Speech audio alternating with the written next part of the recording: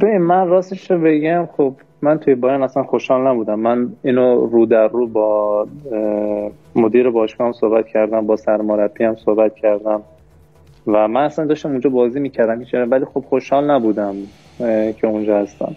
ولی خب داخل روم قضیه فرق میکنه. هم از نظر فرهنگی خیلی شبیه به ایرانی‌ها هستن و خیلی فوتبال دوستن و باشگاه خیلی بازیکن احترام میذاره و این چیزا واقعا منو خوشحال کرد توی روم و واقعا دوست دارم برای این تیم واقعا جونم هم بدن. ترکمن هم یه خورده زبونم میچرخه موقعی که زیاد حرف میزنم. نه آقا متوجه شدم. آقا ترکمن و ایتالیایی و همه قاطی میشه به هم دیگه، ولی ما متوجه شدیم قطعا مردم هم که واقعا من خودم هم نمیفهمم گاهی اوقات.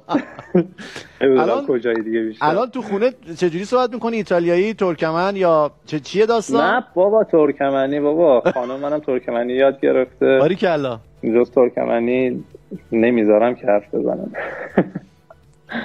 پس بعد دیبالا اینا هم باید در آینده منتظر باشی که اونام ترکمنی یاد بگیرن. مادر منم از اون ور سلام دارم، میگن که وقتی مادر حرف میزنه من شرمنده باید یعنی مادر جاشو رو سر ما ان شاء الله خدا حفظ کنه. قربونتون برم. میگه انگلیسی هم حرف میزنیم.